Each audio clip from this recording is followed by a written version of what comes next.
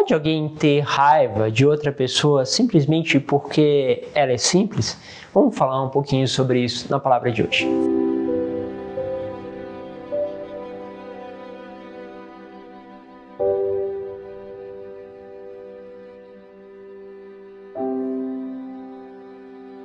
Em nome do Pai, do Filho e do Espírito Santo. Amém.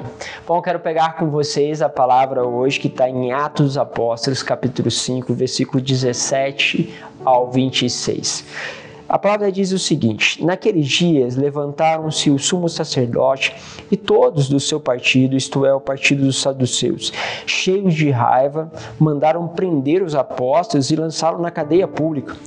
Porém, durante a noite, o anjo do Senhor abriu as portas da prisão e fez sair, dizendo: ide falar ao povo no templo sobre tudo o que se refere a este modo de viver.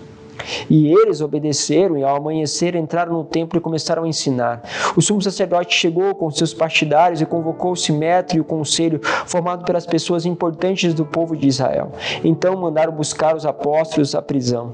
Mas ao chegarem à prisão, os servos não os encontraram e voltaram dizendo: encontramos a prisão fechada com toda a segurança e os guardas estavam postos na frente da porta. Mas quando abrimos a porta, não encontramos ninguém lá dentro.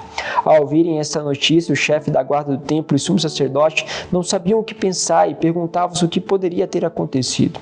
Chegou alguém que lhes disse: os homens que vós colocaste na prisão estão no templo ensinando o povo. Então o chefe da guarda do templo saiu com os guardas e trouxe os apóstolos, mas sem violência, porque eles tinham medo que o povo atacasse com pedras. Palavra do Senhor. Ou seja, se não fosse o povo, provavelmente os apóstolos teriam aqui sofrido demasiadamente, porque eles estavam enfurecidos com aquilo que estava acontecendo. Enfim, eles prenderam justamente os apóstolos para que pudessem parar de falar. João e Pedro estavam nessa situação de prisão. E aí você percebe o seguinte: eles chamaram então as pessoas importantes da cidade. E aí mandaram pegar os apóstolos para justamente colocar diante dessas pessoas importantes. Imagine o que deve ter sido para eles quando mandaram buscar e não encontraram. E simplesmente estava tudo correto, os guardas estavam lá, a prisão estava fechada, mas eles não estavam. E não sabiam como explicar tudo isso. Deve ter sido uma loucura. Porém, há uma chave aqui. O anjo solta eles porque queria que eles continuassem a explicar este modo de viver. Ou seja, nós meditamos há um tempo atrás justamente sobre esta dinâmica de viver com uma vida em comum. E o anjo queria que se falasse da vivência dessa vida em comum. E isso, lógico, além da proclamação do nome do Senhor, vocês vão ver na homilia de amanhã, que era a fonte, todas as outras coisas passavam a ser incompreensível justamente para aquelas pessoas. Afinal de contas, quando você começa a chamar a atenção para si, em geral, vamos dizer assim, os apóstolos estavam chamando a atenção, estavam acontecendo muitos sinais.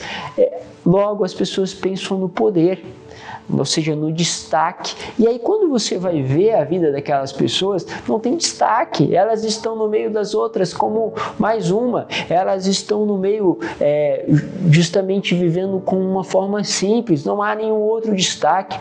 Lembro uma vez que me levaram justamente para conversar com o pastor, para ver se eu não fazia a loucura de entrar numa comunidade, de ter tudo em comum. E ele, olhando para tudo aquilo que era o testemunho, ele disse justamente isso: olha, o que eu posso dizer é que isso só pode vir de Deus, porque ninguém pode largar a faculdade, todo um caminho que poderia ser um futuro promissor, para viver com a realidade muitas vezes de rua, com uma vida muito simples. E aqui tem algo que justamente extrapola, não pode ser simplesmente um querer humano, porque querer humano não faz vamos dizer assim, um caminho assim. Então o que acontecia? O próprio testemunho da vida dos apóstolos era uma afronta. Temos, por exemplo, a reforma do Carmelo, São João da Cruz vai, junto com outros, salvo me engano, 2 irmãos, vão fazer este caminho, de viveram uma vida simples, viviam num lugar afastado, numa casa super simples e justamente tinham as suas roupas, as suas vestes simples, mas eles pertenciam até então a um Carmelo. E os outros do Carmelo, os outros carmelitas, que já é uma tradição bem mais antiga lá de Elias, tinham seus hábitos, tinham já a sua vida estruturada, e era justamente a reforma, ela previa uma vida simples, uma vida pobre. O que aconteceu à medida que eles estavam vivendo assim, pedindo esmola, pedindo doação para as pessoas? Que ao fazer isso, o povo normalmente começa a olhar e começava a dizer o seguinte: qual Frei que você está dizendo? O Frei que justamente, aqueles freis que andam descalços, aqueles freis que pedem. Não é aquele outro Frei que está lá no... Não, é o Frei que mendiga, é aquele Frei que é simples. O que acontecia? O povo começava a ver as diferenças de vida. E isso começou a ser uma afronta.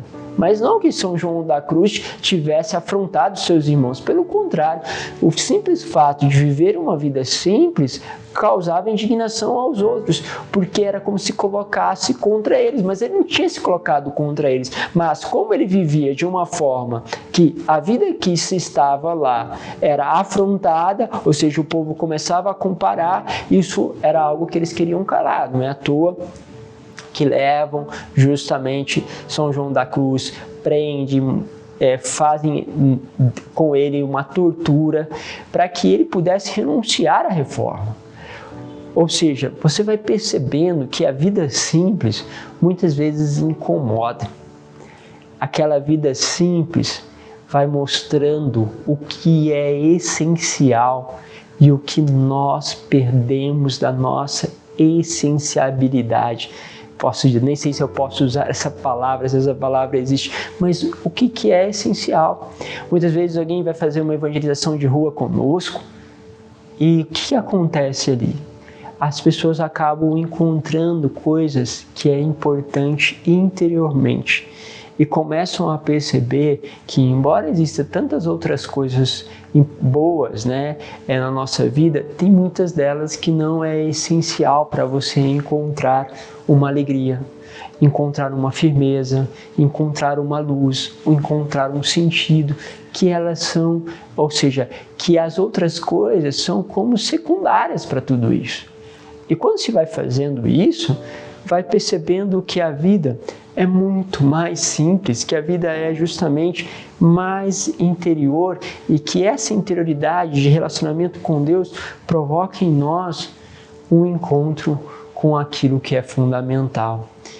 Isso faz a gente também se perguntar: será que eu tenho vivido uma vida simples?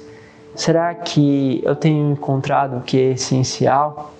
Ou será que muitas vezes eu procuro aquilo que é secundário e estou aí sem dormir, passando noites e noites preocupado, porque justamente o que é secundário se tornou principal na minha vida?